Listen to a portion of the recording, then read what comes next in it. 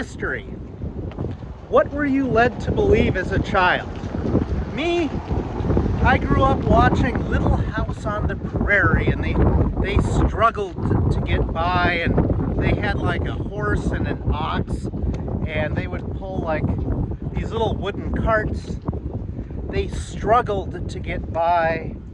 They lived in little shanties, had the smallest amount of resources imaginable, threadbare clothes, hot in the summer, cold in the winter, struggling to get by. Is that what you were led to believe? Or this? Or like 1890, 1891, did they have all the money in the world, all the labor in the world, all the resources, money to burn, resources to burn? They had everything they could ever want. Which of the two sounds more accurate to what you learned growing up?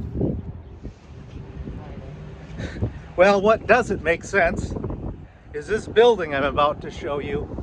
Built, completed in 1891, when Duluth had a population of about 30,000 people. They decided, you know what, we should have a high school. They called it the General High School. Remember, 1891, town of 30,000 people, and this town doesn't have good weather that often. Winters are miserable, and yet they threw this together in about a year and a half for the children. Here's Duluth High School with a 210-foot clock tower.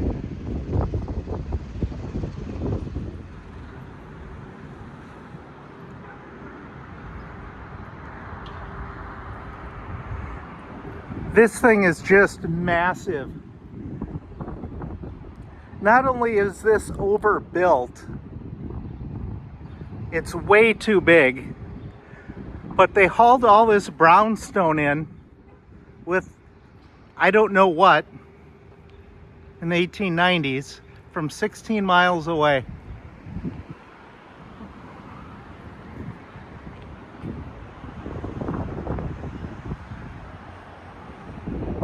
Look at this attention to detail that they did for the children.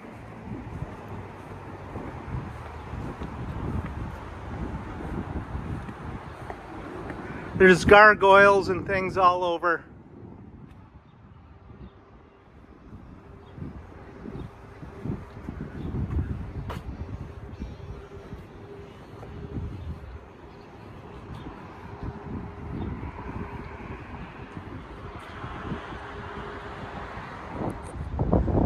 I'm going to try to zoom in on the gargoyle that they were able to fit into their budget. Right next to the balcony.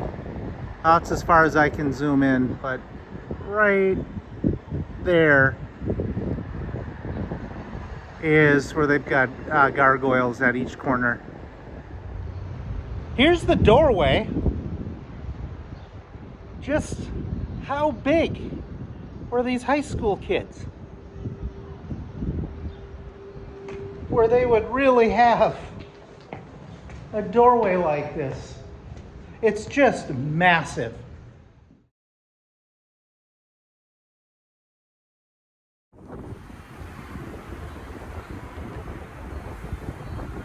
Why would they make this doorway twice as big as it needs to be?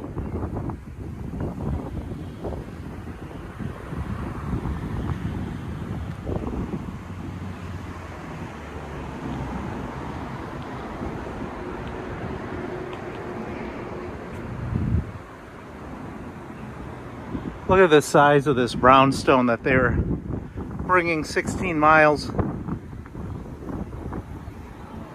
Just massive.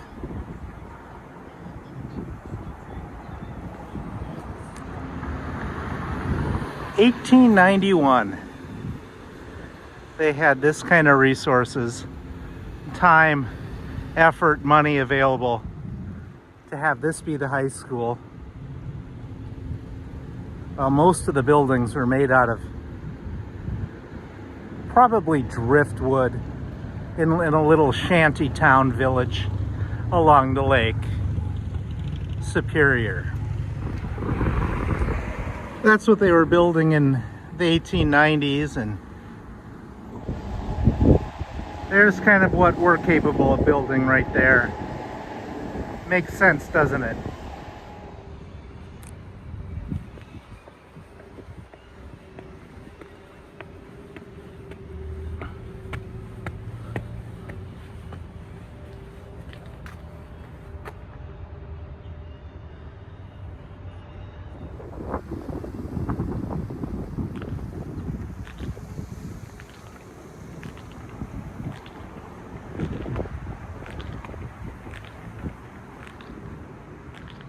Can't believe this is what they...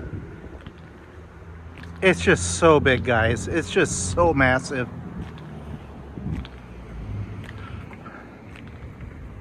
Did they really prioritize children this much? 140 years ago,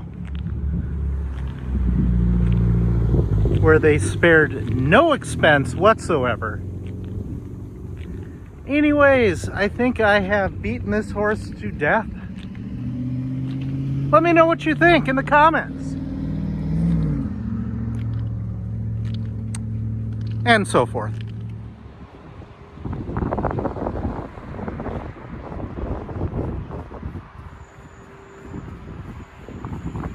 Who really built this? And when was it really built?